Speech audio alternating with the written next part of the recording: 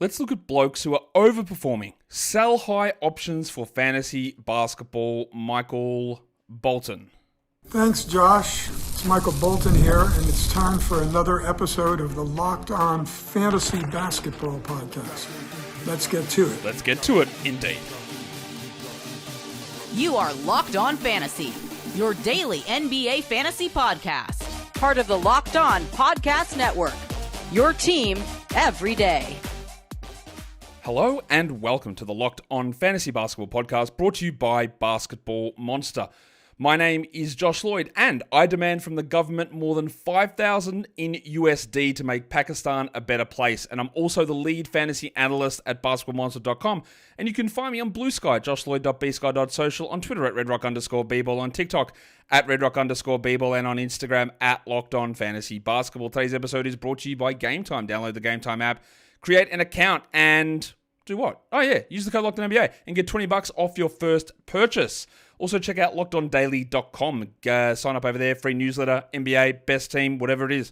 LockedOnDaily.com is where you want to go. We've also got the old trade deadline show. It's coming up, isn't it? So you can check it out over there. You'll see a link in the description on the video. On the audio side, it's there as well. 1 p.m. on Thursday. Join me live, bookmark it, pre-like it. You know how we roll. It's World Nutella Day. I've already given my thoughts on Nutella. It's Nutella. It's Nutella. It's bad, but it's also pronounced Nutella. But we're here to talk about sell highs. Is anyone selling high off Nutella? I don't know. Guess we're going to find out. Who were the guys that we looked at, though, 2 weeks ago in the Week 14 sell high show? And did those sell highs work out? Well, number one on that list, well, it wasn't that. It's not really a numbered list, but what the first guy on that list was Ken Murphy. I thought for sure that Trey Murphy wouldn't hold up as the 12th ranked player. I was right. He's the 10th ranked player. What? I have been talking about Trey Murphy for a long time. I have been saying, sort of tongue-in-cheek, that he is their best player. Like not tongue-in-cheek, that he's better than Brandon Ingram. That's very clear. He is cooking at an unbelievable level. Now, there is a lot about Trey Murphy that is... there's a level of unsustainability. I think he's shooting like 50% from three and averaging 38 points a game, whatever. He has been unbelievable. I thought that he would drop off from 12th. He has not. I really don't think he's holding at this level, but top 30, 35 is pretty realistic from here on out. He looks ridiculously good. The worry you have is, of course, like injuries, and he's had a lot of them this season, or fake injuries and tanking stuff. That's the worry, but he's cooking. Scoot was 56th. When I did this show 2 weeks ago, and I said, I love Scoot, love what he's doing, but you can use some of the momentum, the hype behind him, because there's some things that he's doing that I don't think will hold. They did not hold. He is 121st since then. I'm still believing in holding on to Scoot in leagues, but it is frustrating that he plays 24 minutes a night, 25 minutes a night. The one you really should be worried about is Shaedon Sharpe, who's just sort of like, see you later. We don't really like what you're doing, my guy. Scoot is doing more than that. There's a chance that Scoot can bounce back even more from this, but that was the right. If you were able to cash in good value there, I think that was correct. Josh Giddey, I said there's 69th to 61st. That is incorrect. I don't know why I put that number there, because he wasn't 69th when I did this show 2 weeks ago. He was... Oh, no, he was. My bad. Sorry. He was... he was 69th, and now he's 61st. So he's been about the same. Now, the Zach LaVine trade will have an impact on him over that. And during that time, Kobe White was out, and that did help Giddey. So I think from memory, when I did that show talking about Giddey, his numbers were there, and I thought, well, they're healthy, and he's going to drop off. And then basically, as soon as I said that, we saw Dosunmu and White go down for a period of time, and now Levine's been traded. I'm not sure Giddey holds at 61, but he's got a better chance of it. Desmond Bane was 21st, 54th now. That's a W. He can stay around 54th, but of course, he's also now injured. And I don't know how long this foot sprain is going to keep him out. We will find out. But if you were able to sell off of Desmond Bane, and maybe you were, maybe you weren't, I don't know, it would have worked out well. And then Onyeka Okongwu. Again, it was about some of the narrative stuff, buying into a little bit of hype. He was 47th. He took over the starting job. I still think he's good. I still think he's absolutely a must roster. He's 72nd since then. And 72nd is probably reasonable. Maybe he's the 80th, maybe he's 90th, I don't know. Maybe he's 60th. But we did see a decrease in production because it's not just about, we like to try and prey on narrative, but we also like to say, well, where are the numbers that can be a little bit hidden, which can help back up your stance?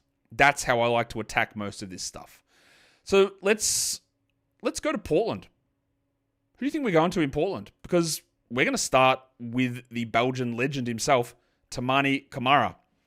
And they are absolutely leaning into Camara and their starters a lot at the moment. Kamara's minutes, which have been a roller coaster all season. He started all season, but I think maybe a couple of bench, but he would play like 31, then he'd play 28, 37, 34, 34, 28, and they just keep changing their minds. His overall minutes for the season are 32, but he's averaging 37 a game minutes over the last 2 weeks. Camara is at 31 fantasy points. He's the 58th ranked fantasy player over this time frame. I have been very skeptical of Camara. I think he was a low upside player. I still am not 100% convinced of this level of upside from him. And here is why. It is very easy to say, well, Portland is cooking. They've won 8 of 9. Kamara's playing big minutes. He's awesome. I love what he does, Josh. Look at his steals. That's great. All that is true. They do love him. He's playing a lot of minutes. There are a couple of things that I just wouldn't like to bank on. Will he play 37 minutes a night as we move forward? Seems unlikely. That part seems unlikely, right? It's possible, but it seems unlikely. But I'll tell you what's assured. He's not a 58% shooter from 3. That is assured. That is guaranteed. That is 20% drop happening minimum, maybe more. That is not holding. There is no way in the world that holds. He's a 36% three-point shooter this season. He was at 34. He could be a 38% guy rest of season. Not a problem. Easy done. 58 is insane. But that's not all. Because he's also hitting 69 giggity% from 2. All right. So what are his numbers there? 54 for the year. All right. 52 last season. Could he roll 56? Possibly. What he won't roll is 69. So in this 2-week run, his minutes are through the roof. Portland is winning every game, basically. But the 77 true shooting is fake. It's not real. It's not going to hold. And all of this is coming with 12.9% usage. It is incredibly difficult to be a very good fantasy player on that level of usage. You require absolutely peak best player in the world style efficiency, which is what Camara is bringing, and in 37 minutes.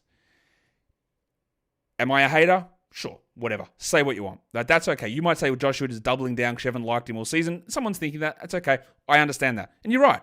I don't think Camara is a particularly high upside player. I think he's been very good and he's been way more impressive than I thought. All right, and I've changed some of my evaluations on him. I still think, I don't have him top 100, but I've got him 104th rest of season. So, I didn't have him. I had him 140th a few weeks ago. I've changed. Minutes are up. But irrespective if you think I'm a hater or I'm doubling down, whatever, there are, I believe, irrefutable numbers in here. He won't shoot 69% from 2. He won't have 77% true shooting. He won't shoot 58% from 3. None of those things will happen. He won't shoot 64% from the field. Could he maintain 13% usage? Yes. 37 minutes? I guess outside possibility. But this is the time to sell in. The Blazers are rolling. But what if they do shut guys down? What if they decide to put Sharp and Scoot into larger minutes? But again, even if none of that happens, even if the Blazers roll at 80% winning percentage rest of the season and he plays 37 minutes, he won't be this good. Nobody is. And that is one of the key things I think at a sell high. If you look at the numbers and go, well, literally nobody is this good. So you know who's not going to be this good? Toumani Camara. And that is how you can look at a sell high opportunity. But also, like we talked about on the buy low show, sell high shows can have dual purposes. If you're thinking of acquiring Toumani Camara, be very cautious about what you give up. Because what he is doing, if you just want to go, well, 31 fantasy points, I love that. That's great. Man, bro's the 58th ranked player. That's unbelievable. I love that. If we just look at the numbers, I go, yeah, okay. There is sizable drops coming in numerous categories. And he can still be good, and he can still start, and he can still play 35 plus minutes. But he can't do this.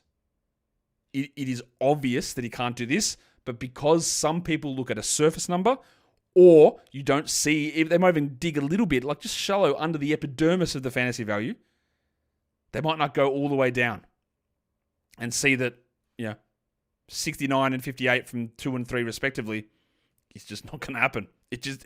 Don't care who you are. Do not care. It's not going to happen. Today's episode is brought to you by the Game Time app. Tickets, big events, those two things go together because to get to big events, you need tickets. But why don't you find the best place to get those tickets? Well, Game Time Picks is the place. Well, Game Time is the place to go. And Game Time Picks is the feature on the place to go that gives you the tickets for the place to go for the place that you want to go. Let me tell you how it works. Unlike that sentence, it's very clear. Game Time Picks does the hard work for you. It curates the best deals so you don't have to waste time searching through endless ticket listings. The curated deals make it super simple to find great tickets at a great price. No more sifting through thousands of options. You can just grab the super deals as well, get a prime seat for great value. And the best part, you're covered with Game Time's lowest price guarantee. If you find a better price somewhere else, well, they'll refund 110% of the difference. Plus, your tickets are guaranteed to be delivered on time with easy cancellation options if something comes up. So take the guesswork out of buying tickets with Game Time. Download the Game Time app, create an account, and use the code LOCKEDONNBA for $20 off your first purchase. Terms apply. Again, create an account and redeem the code LOCKEDONNBA for $20 off. Download Game Time today. Last minute tickets, lowest price guaranteed. Okay, so who else is on the list? Well, it's his teammate. It is, of course, the snowman, Deandre Ayton, who had a revenge game last time out against Phoenix. The revenge game people are always so funny. They go, oh, you said they don't exist. No, I didn't. What I always said about revenge games is that there is no predictive value for betting, for fantasy, for DFS at all.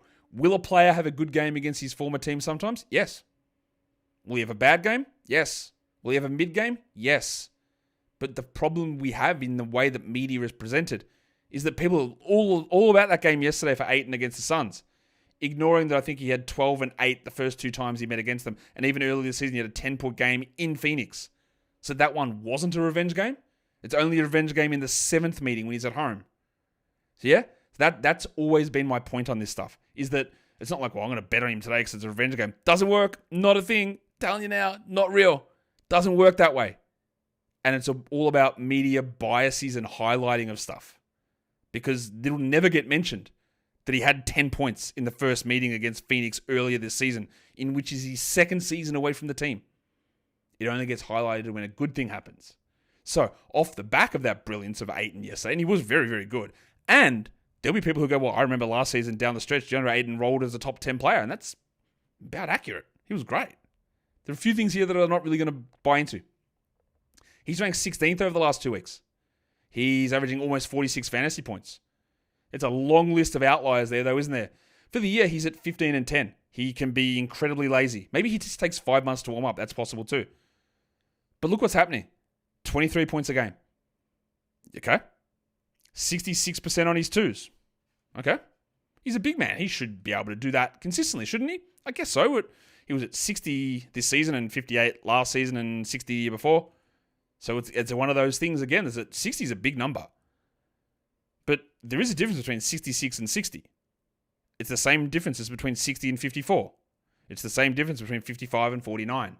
But because they both start with a 6, we don't see the difference as much.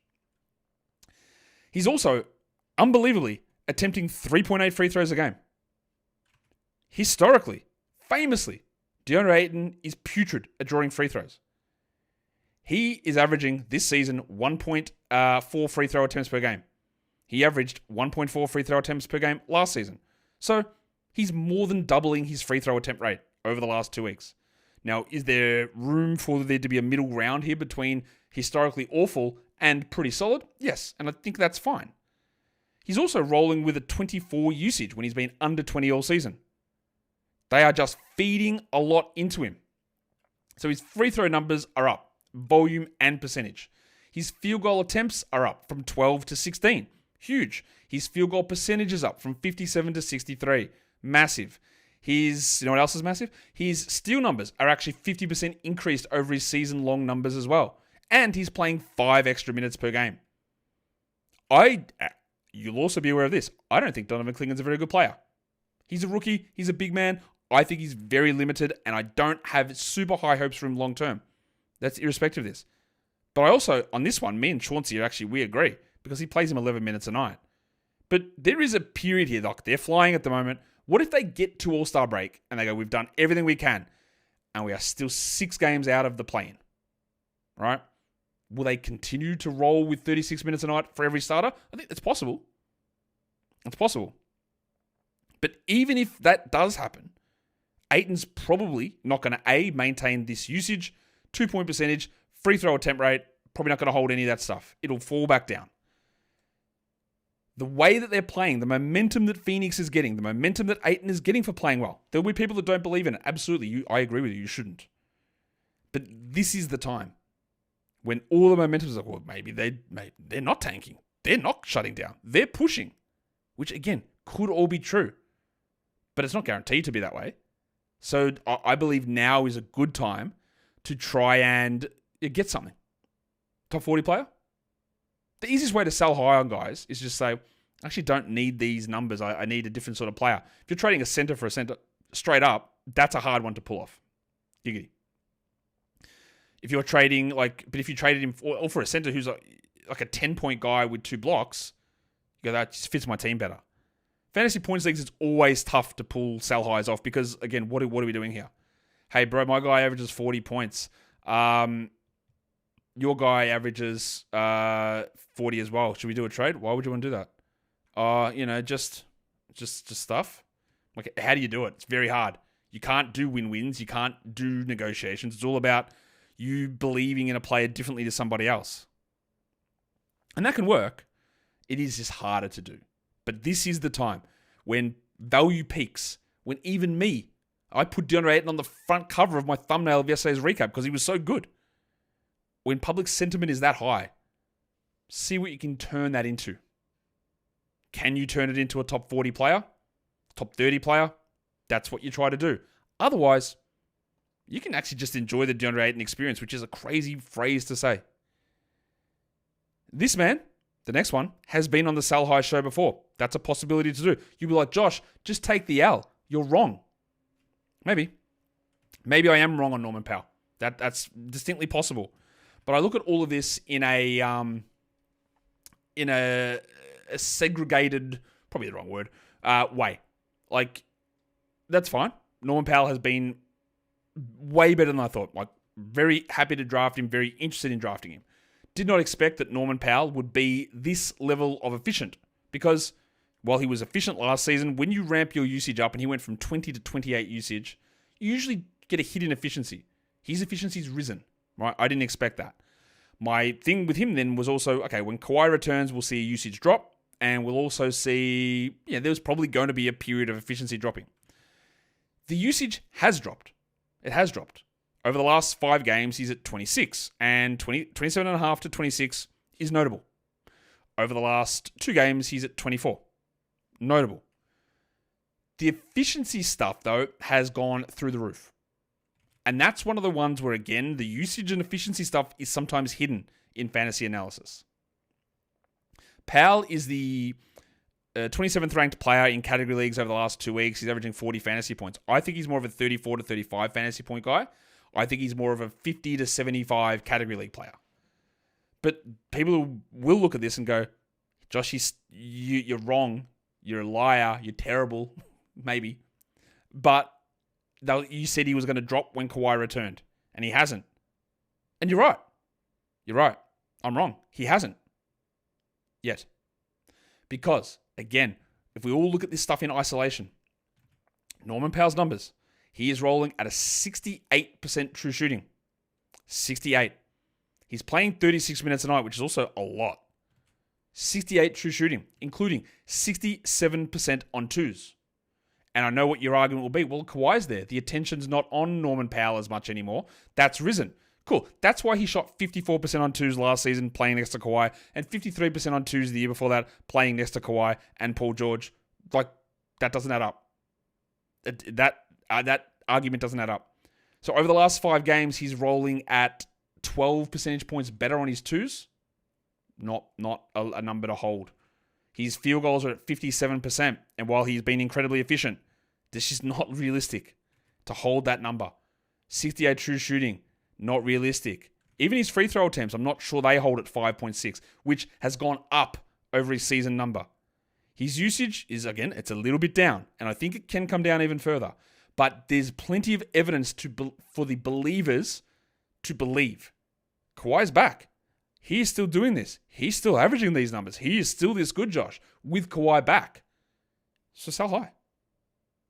Don't, if you don't want to. If you don't believe you're getting anything good back, don't. Like, I would not sell Norman Powell unless I got a top 45 player back. I wouldn't do it. Not that I believe he's going to be top 40 player or anything like that moving forward. I just wouldn't sell him for that. But there are plenty of things here which, irrespective of you're wrong or Kawhi's back and he can do all this, blah, blah, blah, it doesn't really matter to me because 67% twos it's not real. He's not holding that number. It's not sticking at that level. It's not a real number. He's not going to hold that level of efficiency. Is he going to hold 1.8 steals? He's never been. He averaged 0.6 steals a game last season. 0.6. He's already like at 1.4 this season, which is ridiculous. And now he's at like triple that number. There are just things that can crater and crater really hard. And the great part of it is weaving narratives and stats together is that well, he's still doing it and Kawhi is back. I guess it's sticking. And I sit there and go, I don't think so. But again, maybe it does. The proof, as they say, will be in the pudding. Today's episode is also brought to you by, what did I bring up? It's not brought to you by that, I don't think. Maybe I should fix that. No, it's not, because it's brought to you by BetterHelp. What are your relationship green flags? You hear about red flags all the time. Right? It's a red flag. You hear it all the time. But what about a green flag? The positive things. The good traits that you're looking for in yourself or for somebody else. You might not even know what they are. Therapy can help you identify that in yourself and in your relationships to improve them. Dating, married, friendships, even just personal stuff. You can work on all that stuff in therapy, and BetterHelp is an online therapy service which can help you do that with over 30,000 licensed therapists to choose from. And if you need to switch therapists, well, with BetterHelp, you can do that at no extra cost to you. So discover your relationship green flags with BetterHelp. Visit betterhelp.com/lockedonnba today to get 10% off your first month. That is betterhelp, HELP.com/lockedonnba. All right, we have got 2 more sell highs to go. We're going to go to the man that I have really avoided talking about most of this season because it's just mostly been relatively boring for this man all during the year. But now is the time for me to tell you to sell high on Pascal Siakam. Siakam has been, again, like sort of just hovering around, being solid enough, really being very little to say about what he's been doing this season. He made the All-Star team. His numbers are good, but at the moment, they're excellent. He is the 15th ranked player over the last 2 weeks. 15th. He's averaging 44 fantasy points. For the year, he's at 20-7 with 3.5 assists, 0.9 steals, 0.5 blocks, 53-76. Right, so I think you're going to get a fair idea of what's going to be different here. Why are we looking at him as a sell high? Now, to give you the anti-argument, the counter-argument, he's only playing 31 minutes a night over his last 5, as opposed to 33. So his minutes are actually down. He is just doing this at an absolutely sky-high efficiency. His usage is up. For the year, 23. The last 2 weeks, 26. But he's been rolling at 26 over the last month as well. So maybe that usage could hold. But, Pascal Siakam has been 34, 32, and 34 from 3 the last 3 seasons. This season, 41. The last 2 weeks, 42. All right, number one, I go, ooh, not sure about that. And you'll also notice that doesn't even appear in my outliers section because there are other things that are just way off. His assist numbers are up, 4.4. He's been at 3.5 all season. Even last season, he was at 4.3, so he's up on that. But that's not even the thing. Because Pascal Siakam is averaging half a block a game this season. Pascal Siakam averaged 0.3 blocks last season. Pascal Siakam averaged 0.5 blocks the year before that. Pascal Siakam, in the last 5 games, has a grand total of 8 blocks. He has 22 blocks for the season. So he has 8 blocks in 5 games and 16 blocks in 48 games. Which one of those seems more realistic to you? Which one of those seems more indicative of his value? It's not the last 5 games, I'll tell you that much. He's also at 84% from the line. He has been the last 4 seasons 76, 73, 77, and 75. Is he all of a sudden, just because of 5 games and 84% shooter? Nope. Is he a 61% shooter from the field? Absolutely not, because he's hitting 67% on twos with a 69% true shooting. These are the obvious signals. Obvious. Now, people love Siakam. There are people who are just massive Siakam guys. To me, I'm like Siakam agnostic. I'm like, oh, whatever. He's fine. He's good in the middle rounds. But there are people who fully believe in this guy as this high-level top 20 fantasy guy. I don't. So now, if you've got him, maybe you want to flip it. I think that, like, if you could get any top 40-ish player back, I think it's a W. Because I just don't think this stuff holds. I don't think he's going to be able to do this stuff moving forward. Assists could drop. Blocks cut in half. Field goal percentage, 2-point percentage, free throw percentage, 3-point percentage. All of them can fall. Easily. And drop him 40, 50, 60 spots easily as well. So, while Siakam has been pretty consistent, pretty strong all season, this is a huge spike. And it isn't going to hold because it is impossible to hold that level for nearly every player. The last player here is Paul Washington Jr. Now, the Dallas Mavericks made another trade today. They traded for Caleb Martin. They sent out Quentin Grimes and an early, maybe an early second-round pick, the Sixers' own second-round pick. They also, of course, traded for Anthony Davis. PJ has been ridiculously good. Now, this is a debatable one because the valuation on PJ is very weird. Because I've heard people be like, no, he's easy. He's a natural 3. He'll cook in the position at 3. And I go, I'm not sure about that. But then there are other people who go, hey, man, someone just dropped PJ in my league. Should I grab him? Which tells me a couple of things. A, not sure what that person is doing dropping him. But B, there's so much uncertainty around PJ that someone had to ask whether he needed to be added. And yeah, he does need to be added. But we know this Gattuso legend. We know what happens with this man.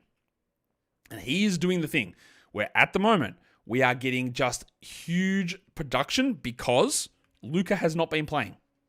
It's not as simple as, well, Luka won't be there and AD replace him and Luka's a higher usage player. Luka has not been playing. So, Davis is coming in to a situation where Luka wasn't there. Christie comes in. Caleb Martin comes in. Now, if Christie and Grimes were still there, they don't really play the same position as PJ. Caleb sort of does. And if PJ's going to play at the 3, well, that's sort of where Caleb plays right now. PJ's a way better player than Caleb Martin. But that's a long list of outliers. Bro is 29th over the last 2 weeks. He's averaging 46 fantasy points. The sell high one on this, it's tough, right? Because there are some, again, who are big believers and some who aren't. But once they play together, I believe that sell high window disappears. So what's actually going on? Look, his season numbers, 14, 8, and 2. They're not very interesting. 1.2 steals and 1 block, fine. Below average field goals, below average free throws, below average 3-pointers, not very good. I think he's a top 90 player rest of season. But I don't think he's this. And he's averaging 22 points a game with 12 rebounds. Like, there is zero shot of that holding. His usage is up from under 20 to 25. Not going to hold. Could he maintain 20? Probably. Maybe. Remember, the Mavs brought in more players than they sent out. Or more rotation players than they sent out. He's also hitting 43% of his threes over the last 2 weeks. He could have a 31% run very easily. He's attempting way more shots than I think he's going to do when Davis plays. 12 rebounds. If he's playing the 3, he might get 7. Remember, back in Charlotte. And yeah, it's in Charlotte. You can say whatever you want about the Hornets, but he averaged 4.9 rebounds in his last full season in Charlotte. He averaged 5.6 rebounds last season, splitting between Dallas and Charlotte. He's at 8.4 this season, but he's at 12 over the last 6 games, playing 36 minutes a night. He's also pairing that with 43% from 3. And you know what PJ is? Not reliable. Not a good shooter. He's a solid shooter. He's not a good shooter. So everything has turned in. Big minutes, big usage, big shooting, big rebounding. All that stuff which he doesn't normally do, all happening at the same time. It is the perfect recipe for a sell high. And it is going to crash hard. But most people are going to believe that it crashes hard. This is where it is tough. What would I take back? Any top 65 option, any top 70 option, easily. No question I would take that back. I think he's a 33 fantasy point guy. If I could get a 37 guy back, even though he's averaging 46, if I get a 38 guy back, I would do it. There's just too many things there that, Davis will impact. But even if Davis doesn't impact them, it wouldn't hold anyway. He wouldn't shoot 43%. He probably wouldn't have 25 usage. Definitely when Doncic returned, he wouldn't have. He probably won't have 12 rebounds. Maybe not even 3 assists. Although, that could stick. There's just a lot there with PJ where I just go, It's a very good run. It's the ultimate positive Gattuso. And if we know PJ for anything, is that you probably get a big negative Gattuso coming at some point. All right. The sell highs are done. Norman Powell, Pascal Siakam, Paul Washington Jr., and a pair of Blazers, Toumani Camara and Deandre Ayton. It's about stats. It's about narratives. It's about just being aware that something's going to drop, and it's about maybe selling it off, or if you can't do it, just bracing for a fall. Don't forget to hit the thumb, hit the video, hit the subscribe, the double bang. Go check out the live trade deadline show. Guys, we are done here. Thank you so much for listening, everyone. See ya.